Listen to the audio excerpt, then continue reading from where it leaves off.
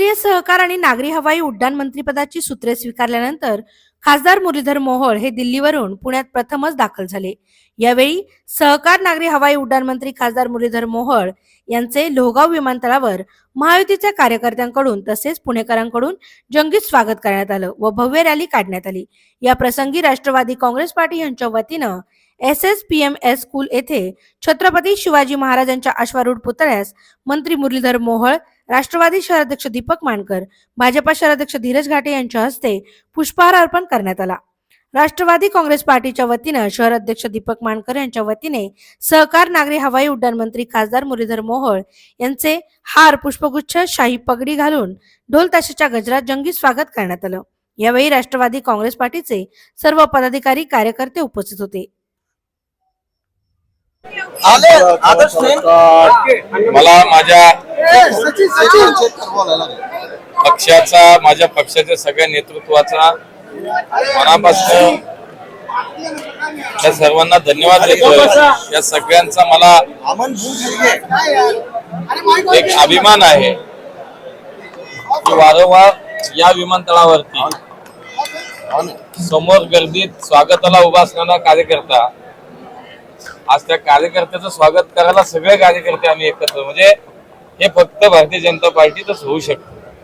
आणि म्हणून एक सर्वसामान्य कार्यकर्त्याला माझ्या पक्षाने, माझ्या नेतृत्वाने, मान्य मोदीजी असतील, मान्य अमितभाई आहेत, मान्य नड्डाजी आहेत, मान्य देवेंद्रजी आहेत, बावनकुळे साहेब आमचे दादा आहेत, या सगळ्या मंडळींनी मला जी काही काम करायची संधी दिली आहे, मला असं वाटतं की बूथ स्तरावरती काम करणारा कार्यकर्ता देशाच्या मंत्रिमंडळामध्ये काम करणार, हा प्रत्येक कार्यकर्त्याचा सन्मान आहे, प्रत्येक पुणेकराचा सन्मान आहे की ज्या पुणेकरांनी आज निवडून देऊन मला ही काम करायची संधी दिली। आणि त्यामुळे पुण्यात येताना, पुन्हा घरी येताना आमच्या सर्व सहकारी, आमचे सगळे नेते या ठिकाणी उपस्थित आहेत। मनापासून आनंद वाटतो आणि एक नवीन जबाबदारी, त्याचं भान निश्चितपणे या सगळ्यातनं माझ्यासोबत मला 100% जाणवलं। अन्नकाल एव्हिएशन मिनिस्ट्रीचा चार्ज स्वीकारला, ते प्रमुख पोस्ट आणि बायोपिक म्हटलं की 3 वर्षापूर्वी माझ्या विमानतळाचं काम घेऊन आलो होतो, आज त्याच मंत्रिमंडळात, त्याच आम्ही सगळे दादांचं नेतृत्व सगळे गेलो होतो तेव्हा विमानतळाचाच विषय होता।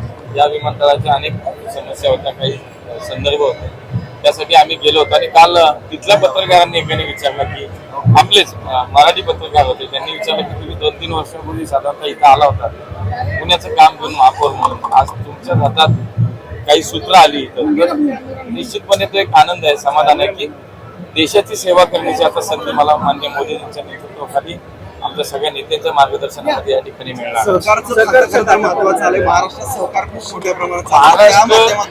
महाराष्ट्र खर तर आपण म्हणतो सहकाराकडून समृद्धीकडे, महाराष्ट्र राज्य असं आहे की ती एक सहकाराचं मोठं जाळं या राज्यामध्ये आहे। समाजातल्या शेवटच्या माणसाला सहकाराने आधार दिलाय आणि पुढच्या काळामध्ये आपण जर बघितलं तर देशामध्ये जवळपास 8 लाख सहकारी संस्था, त्यातल्या एकट्या महाराष्ट्रात 2.5 लाख आहेत, म्हणजे किती मोठं महत्व सहकाराचं आपल्या राज्यामध्ये आहे। आणि म्हणून या निमित्तानं या खात्याचा एक राज्यमंत्री म्हणून निश्चित मला जबाबदारी माझी वाटते। माझ्या पक्षानं, माझ्या नेत्यांनी दिलेलं काम जे आहे प्रामाणिकपणे करणं, दिलेली जबाबदारी चांगल्या पद्धतीने निभावणं, मला हे पुढचं महाराष्ट्रात काय पहिल्यांदा आता करायचं तुमचं ध्येय, म्हणजे सहकारमध्ये असेल किंवा नाही, याच्यामध्ये खूप गोष्टी आहेत। एक तर आता शहर आहे, राज्य आहे, याच्याबरोबर देशाची सेवा करण्याची संधी आहे, पण निश्चितपणे प्राधान्य हे शहराला, राज्याला राहणार। आपल्या पुण्याचे काही विषय आहेत, राज्यातले काही विषय आहेत, त्याच्यावरती खूप काही गोष्टी आहेत, सुरुवात आहे, हळूहळू बोलूया।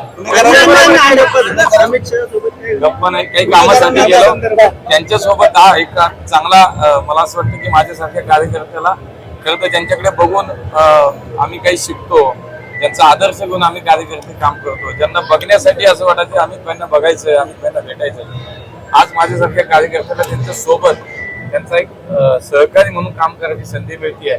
खूप काही शिकण्यासारखं आहे आणि निश्चितपणे त्यांच्यावर काम करायचं म्हटलं दडपण